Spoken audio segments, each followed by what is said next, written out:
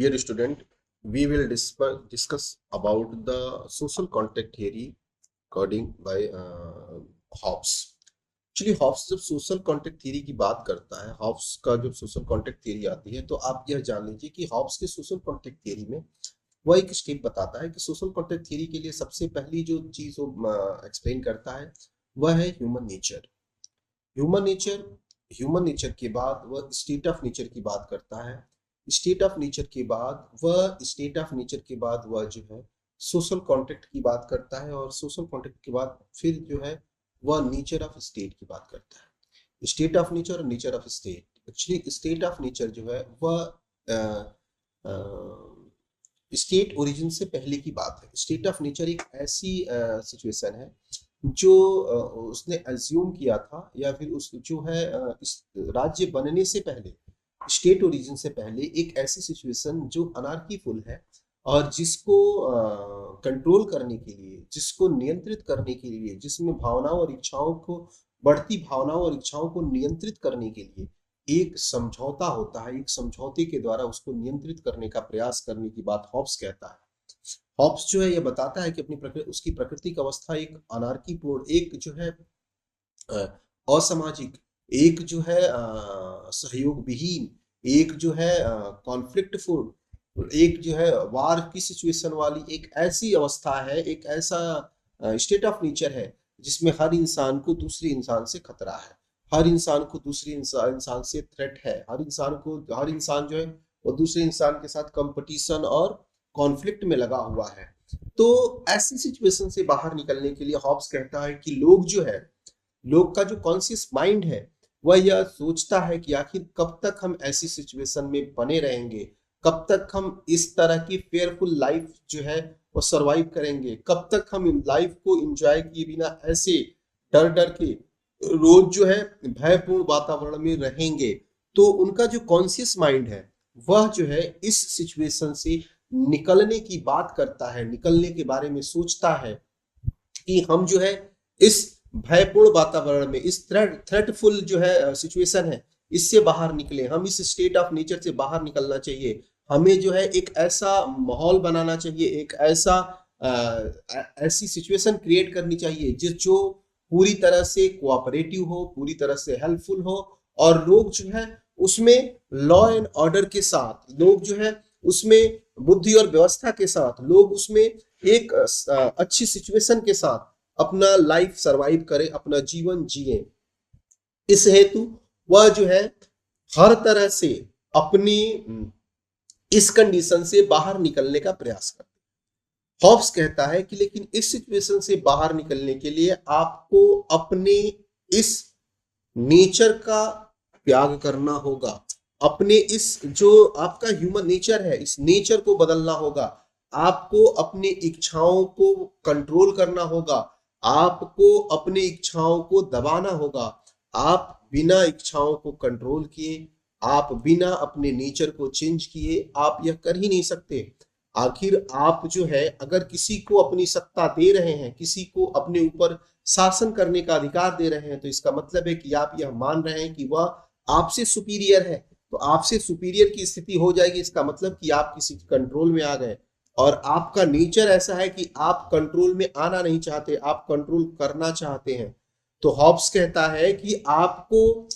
इस सिचुएशन से बाहर निकलने के लिए अपनी इच्छाओं का,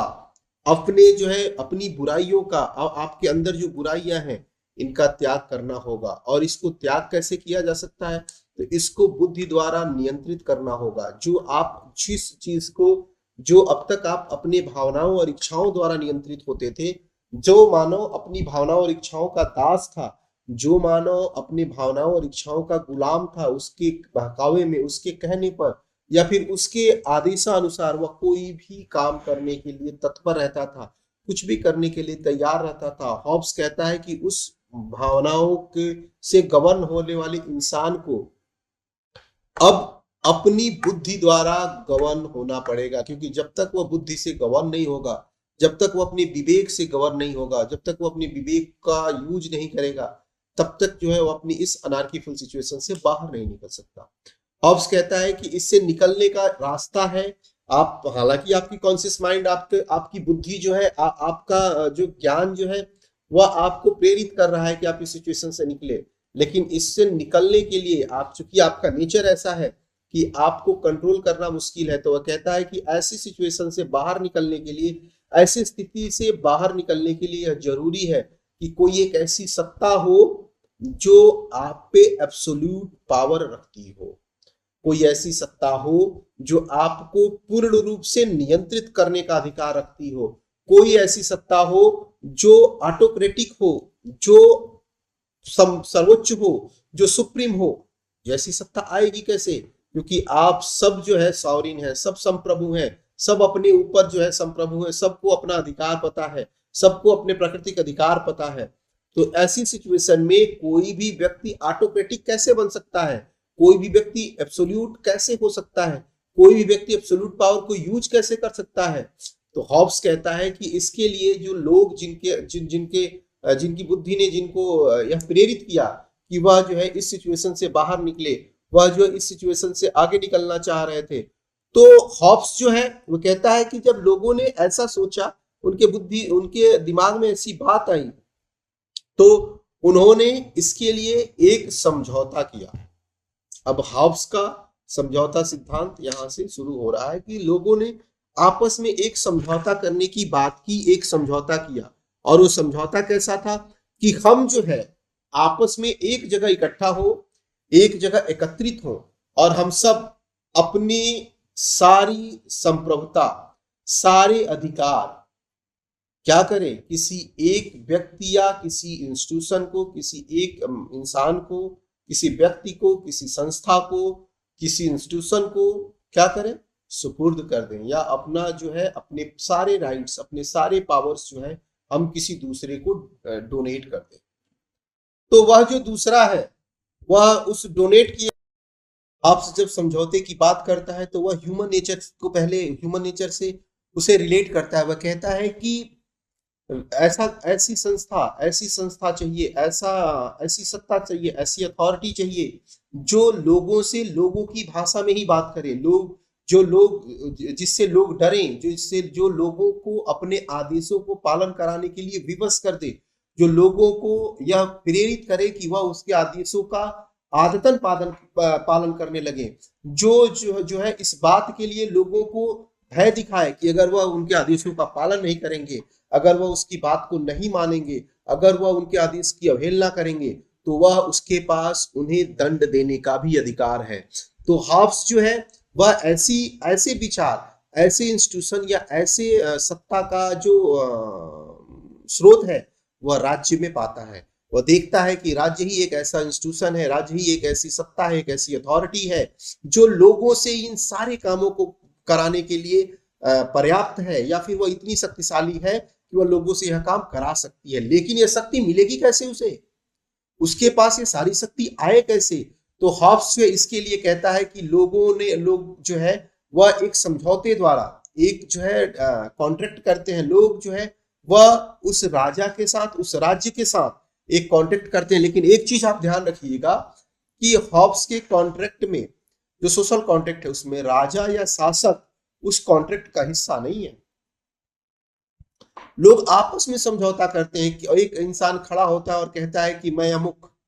मतलब मैं कोई भी, जैसे मैं आप कोई भी एक ऐसे इंसान एक खड़ा हुआ और मैंने कहा कि मैं अपने आप को ले लूं कि मैं डॉक्टर रवि प्रकाश, मैं अपने सारे पावर और अपने सारे अथॉरिटीज जो है वह इस इंस्टीट्यूशन को या टीएमयू को या किसी को भी, किसी एक इंस्टीट्यूशन को या अपने डायरेक्टर सर को या फिर किसी को भी या अपने एचओडी सर को, किसी को मैं अपने सारे पावर्स जो है वो डोनेट कर रहा हूं, बट शर्त यह है कि आप सब भी मेरे साथ अपने पावर्स, अपने राइट्स, अपनी अथॉरिटी जो है वह इस इंस्टीट्यूशन, इस व्यक्ति को डोनेट करें।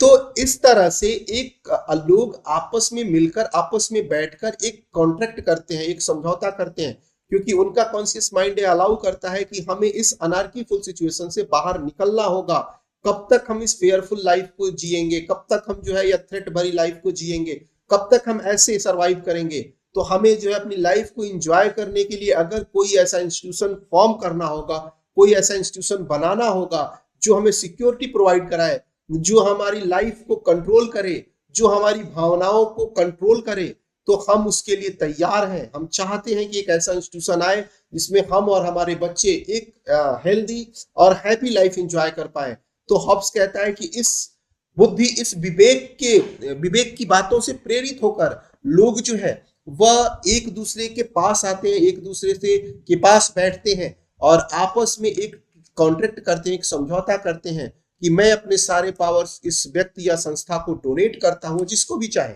डोनेट करता हूं। शर्त यह है कि आप सब भी अपने पावर और अथॉरिटी जो है वह इस व्यक्ति या संस्था को डोनेट कर दीजिए। और जब हम इसको डोनेट कर देते हैं, कर रहे हैं, उसके बनाए गए रूल्स और रेगुलेशन को फॉलो करना हमारी रिस्पॉन्सिबिलिटी है। उसके द्वारा बनाए गए लॉ एंड ऑर्डर को मेंटेन करना हमारी रिस्पॉन्सिबिलिटी है। उसके द्वारा उपलब्ध कराए गए जस्टिस या न्याय को मानना हमारी रिस्पॉन्सिबिलिटी है। तो हम जब उसको अपने सारे राइट्स दे देते हैं, अपने सारे पावर्स दे देते हैं, तो हमारे पावर्स के लेने के बाद वह जो व्यक्ति या इंस्टीट्यूशन है वह जो है वह सावरीन हो जाता है, संप्रभु हो जाता है और वह जो है सुपीरियर हो जाता है। और हम आप सब जो अपने पावर डोनेट कर देते हैं, हम उसके बाद आम पब्लिक या पीपल्स हो जाते हैं। ठीक, लेकिन यह समझौता, हम लाख यह मान ले कि हम पावरलेस हो गए और हमने अपने पावर्स को डोनेट कर दिया तो हमारे पास कोई पावर नहीं बचा। लेकिन यह जो प्रक्रिया है, इस प्रक्रिया में व्यक्ति यह सोचता है, समझौता करने वाला जो पीपल है वो यह सोचता है कि हमें इस समझौता में उस अनार्कीफुल सिचुएशन, वो स्टेट ऑफ नेचर की जो सिचुएशन थी, उससे बेहतर लाइफ मिलेगी। वह क्योंकि हम जब जिसको अपना मोनार्क या राजा या अपना संप्रभु या अपना सावरिन जो है वह घोषित करते हैं या बनाते हैं, उसकी यह रिस्पॉन्सिबिलिटी होती है कि वह जो है क्या करे, हमें सिक्योरिटी प्रोवाइड कराए और उसके बदले में हमें उसके ऑर्डर को फॉलो करना होगा, उसके द्वारा बनाए गए नियम और कानूनों को मानना होगा, उसके द्वारा उपलब्ध कराए गए जस्टिस को तवज्जो देनी होगी, इज्जत देनी होगी या मानना होगा। तो इस तरह से जो हमारा राज्य है, वह एक समझौते का परिणाम होगा। और इस समझौते के द्वारा जो संविधान, यह एक नई चीज थी, क्योंकि उससे पहले राज्य की उत्पत्ति के लिए जो सिद्धांत थे, हालांकि अरिस्टोटल जो है वो डेवलपमेंट थियरी की बात करता है कि परिवार से ग्राम, ग्राम से राज्य बनता है। वो कहता है कि जो बेसिक नीड्स है, जो हमारी रिक्वायरमेंट है, उसको फुलफिल करने के लिए हमने पहले फैमिली नामक इंस्टीट्यूशन बनाया। फैमिली से फिर हमने जो फैमिली हमारी उस हमारी रिक्वायरमेंट को फुलफिल करने में कैपेबल नहीं रही, तो हमने क्या किया, हमने एक विलेज नामक इंस्टीट्यूशन या ऑर्गेनाइजेशन बना लिया। जब विलेज भी हमारे सारी रिक्वायरमेंट को फुलफिल करने में कैपेबल नहीं हो पाया, तब हमने सिटी स्टेट या स्टेट नामक जो है एसोसिएशन बना लिया, जो सुप्रीम है, जो सेल्फ सेंटर्ड है, जो सुपीरियर है, जो पावरफुल है। जबकि मिडिल एज में जब हम आते हैं, या तो एरिस्टोटल और प्लेटो तक था, मिडिल एज में जब हम आते हैं तो मिडिल एज में एक दूसरे तरह का कॉन्सेप्ट सामने आता है। वो दूसरा कॉन्सेप्ट है डिवाइन कॉन्सेप्ट, क्योंकि उस समय मोनार्की जो है स्टेबल कर जाती है और किसी एक व्यक्ति के शासन को बनाए रखने के लिए जनता में भय का होना बहुत जरूरी है, जनता में फियर का होना बहुत जरूरी है। तो राजा इतना शक्तिशाली तो नहीं हो सकता कि वो सबकी शक्तियों को दबा सके, सबको दबा सके, सबको जो है सब पे रूल कर सके, ऑटोक्रेटिक पावर यूज कर सके, एब्सोल्यूट पावर यूज कर सके। तो उसके पीछे की धारणा क्या थी, उसके पीछे की शक्ति क्या है, जिससे लोग जो है वह क्या उसकी बातों को माने, उसके आदेशों का पालन करें। तो उसके लिए एक रास्ता चुन लिया गया कि स्टेट ओरिजिन के डिवाइन थियरी को उसका बेस बना दिया गया। यह कहा गया कि राज्य की जो उत्पत्ति है वह दैवीय सिद्धांत के आधार पर हुई है, देवताओं ने इसकी उत्पत्ति की है। चारों तरफ अनार्की फुल सिचुएशन थी, चारों तरफ अराजकता थी, चारों तरफ भय का वातावरण था, चारों तरफ लोग एक दूसरे से डरते रहते थे। तो इस सिचुएशन को हैंडल करने के लिए एक डेलीगेशन जो है वह ईश्वर के पास जाता है, गॉड के पास जाता है, भगवान के पास जाता है। और भगवान ने जो है उस सिचुएशन से बाहर निकालने के लिए स्वयं ना आकर अपना एक रिप्रेजेंटेटिव भेजा, जिसको यह आदेश दिया कि लोग आपको टैक्सेस प्रोवाइड कराएंगे, आपको टैक्स देंगे, बदले में आप क्या करेंगे, बदले में आप जो है उनको सिक्योरिटी प्रोवाइड कराएंगे, उनको प्रिजर्वेशन देंगे, आप जो है उनसे लॉ एंड ऑर्डर, उनके लिए रूल्स रेगुलेशन बनाएंगे, उनसे लॉ एंड ऑर्डर फॉलो कराएंगे। तो यह जो सिचुएशन थी, यह जो कॉन्सेप्ट था, यह जो सोशल कॉन्ट्रैक्ट था, यह पूरे वर्ल्ड के लिए, पूरी दुनिया के लिए एक नया कॉन्सेप्ट था। क्योंकि इससे पहले हॉब्स से पहले जो कॉन्सेप्ट था वो डिवाइन था, और मैकियावेली ने किसी तरह का कोई स्टेट ओरिजिन का कॉन्सेप्ट नहीं दिया था। मैकियावेली जो है वह फंक्शन का जो उसका कॉन्सेप्ट था वह पूरी तरह से स्टेट फंक्शन पे बेस्ड था। वह यह बताता था कि राजा क्या क्या करना चाहिए और राजा को कैसा होना चाहिए। राज्य के बारे में उसका कोई कॉन्सेप्ट नहीं था, उसने राज्य के बारे में सोचना भी नहीं ठीक समझा। लेकिन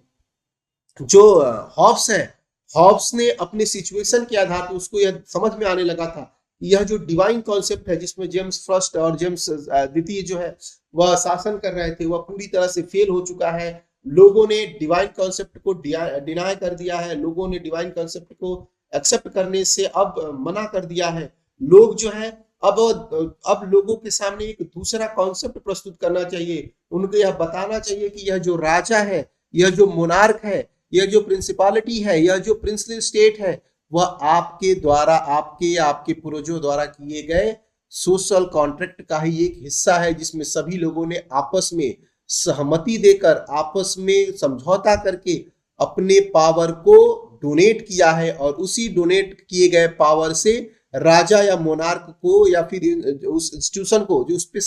शासन कर रही है या जो सुपीरियर अथॉरिटी है उसको जो है वो जन्म दिया है। तो हॉब्स का जो मोटिव था वह यह था कि कैसे भी करके डिवाइन की जगह एक नए तरह के कॉन्सेप्ट से राजा के या मोनार्क के सिचुएशन को कंसेंट दिलवा देना कि जनता जो है इस बात के लिए सहमत है कि राजा जो है, राज्य का जो निर्माण है, जो राजा का जन्म है या राज्य और राजा में वो अंतर नहीं करता, राज्य का जो निर्माण है वह लोगों की सहमति से हुआ है और सभी लोगों की सहभागिता है उसमें, सभी लोगों ने अपना कंसेंट दिया है, सभी लोगों ने उसमें अपना जो है अपना भाग दिया है, वह सबके योगदान से निर्मित राज्य है। तो जब हॉब्स इसकी बात करता है तो हॉब्स जो है समझौते से जिस राज्य का निर्माण करता है वह एक एब्सोल्यूट राज्य है, एक एब्सोल्यूट पावर है जो है सबके पावर्स को यूज करके, सबके पावर को मिला के बनाया गया और सबने अपनी इच्छा से, अपने खुद की इच्छा से, अपनी इच्छा से उस पावर को उसको डोनेट किया है और उसे अधिकार दिया है कि वह जो है उसके लिए कानून बनाए, उसके लिए कानून लागू करे और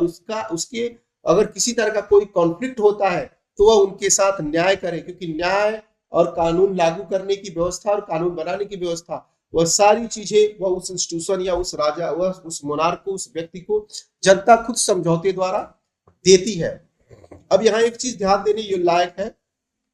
कि हॉब्स का जो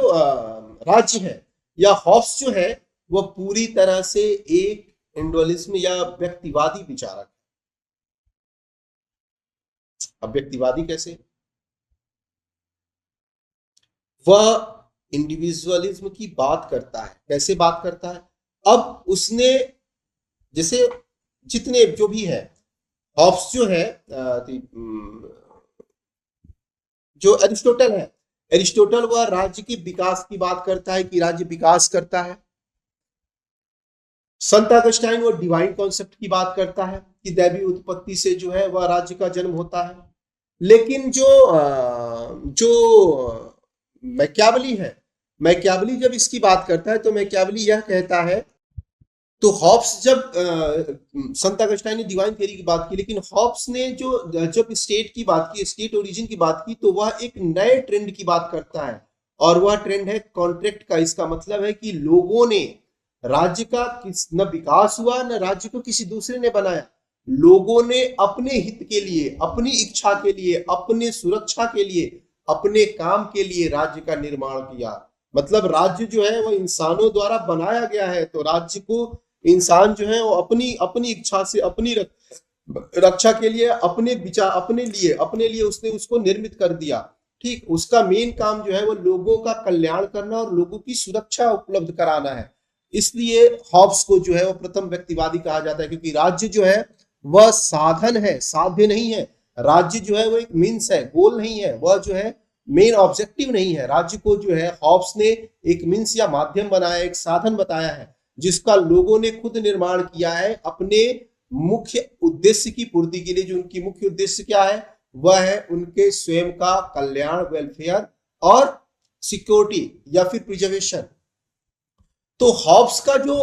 कॉन्सेप्ट है हॉब्स का जो स्टेट ओरिजिन का कॉन्सेप्ट है वह क्लियर है कि वह सामाजिक समझौते की बात करता है, और सामाजिक समझौते में सभी लोगों ने अपने अपने राइट्स, अपने अथॉरिटीज, अपने पावर्स जो है वो एक दूसरे को डोनेट करते हैं, और एक दूसरे को डोनेट करके और वह जो है एक सुपीरियर या सुप्रीम अथॉरिटी को जन्म देते हैं, जो उस पूरे सोसाइटी के, उस पूरे स्टेट के, पूरे राज्य के, क्योंकि वह सोसाइटी और स्टेट को भी एक ही मानता है, तो वह पूरे सोसाइटी या पूरे स्टेट के में सुपीरियर हो जाता है, और सभी लोग उसके आदेशों का पालन करने लगते हैं, क्योंकि वह जो है वह सुपीरियर है, सर्वोच्च है, वह सावरीन है, और उसके आदेशों का पालन करना सबके लिए कंपलसरी है। लोगों ने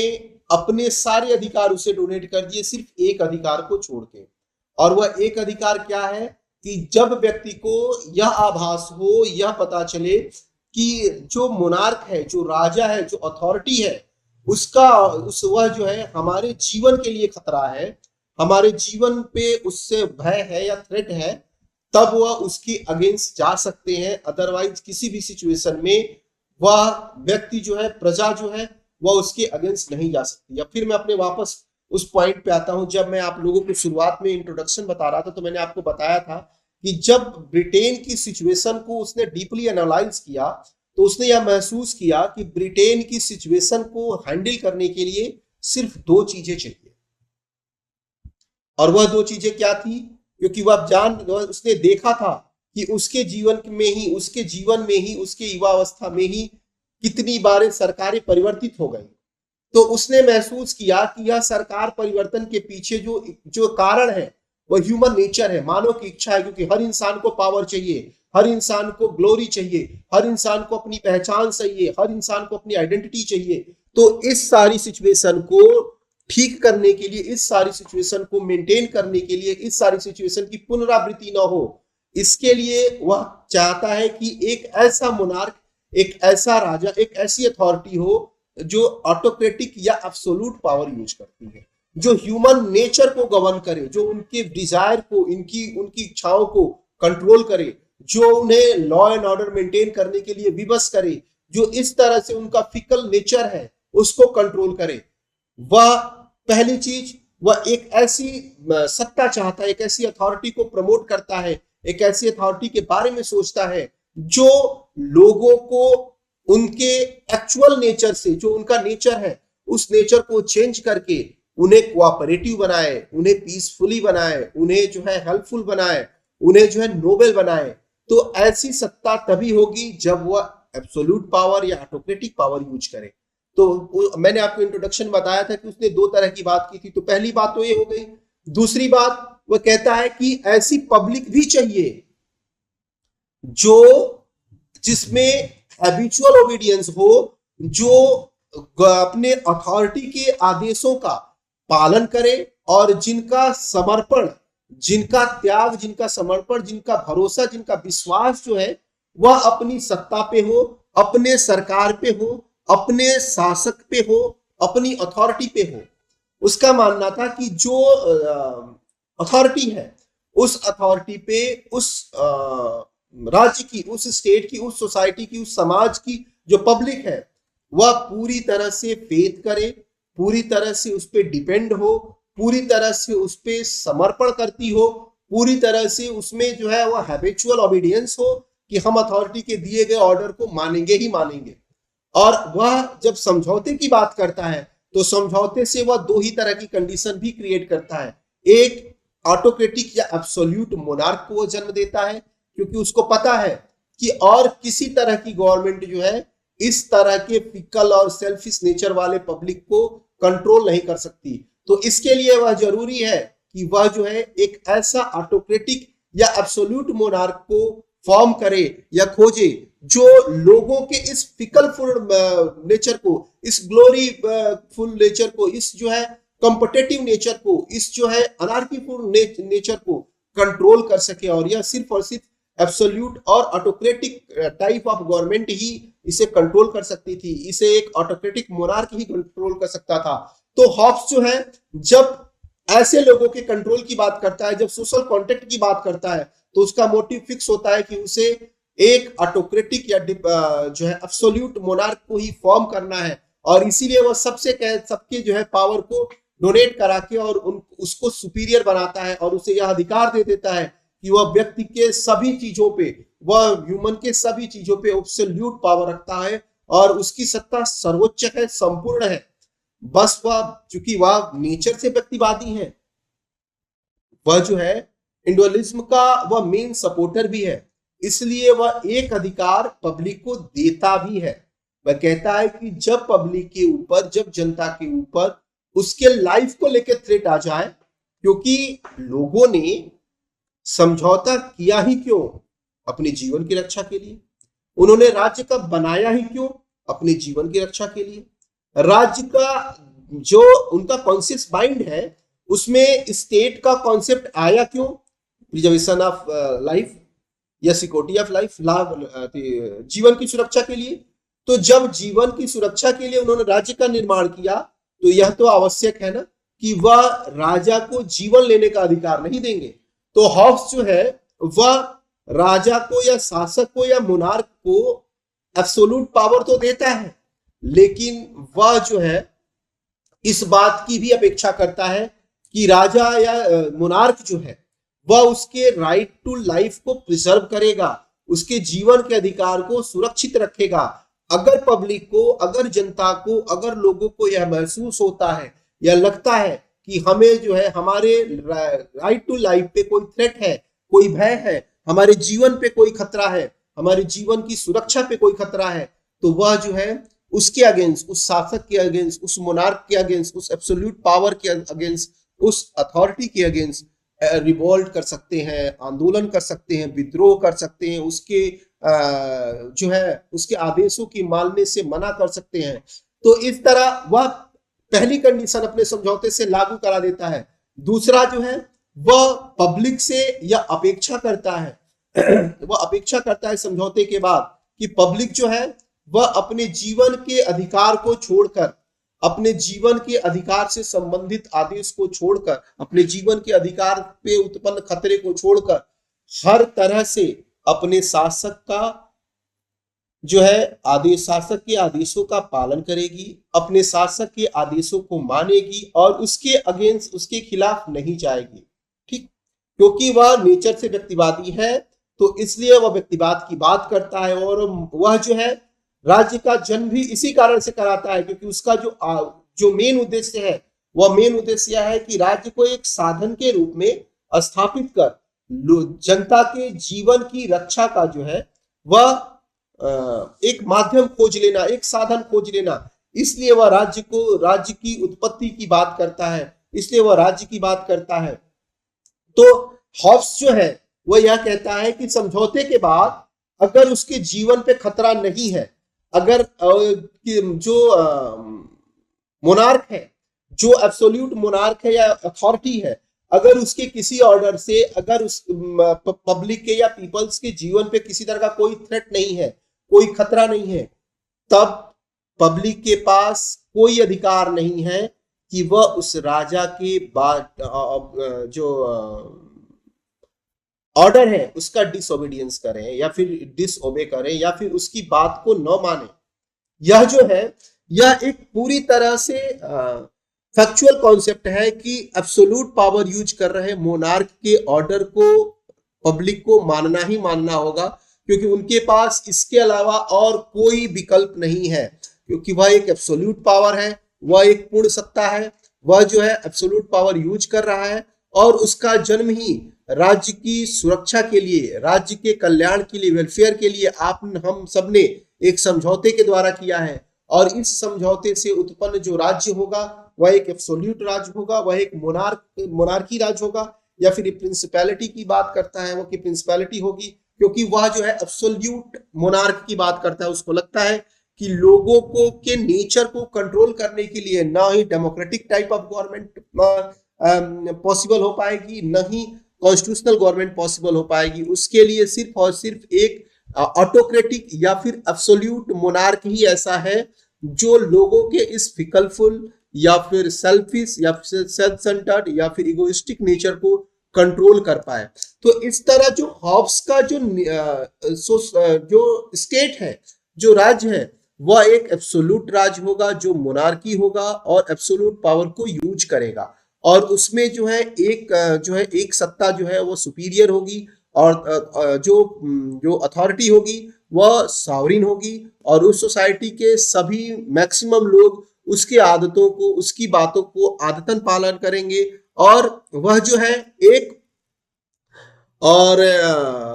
उस निरंकुशता का, उस जो एब्सोल्यूट पावर है उसकी भी उपयोगिता है, क्योंकि वह लोगों के नेचर को कंट्रोल करने के लिए, क्योंकि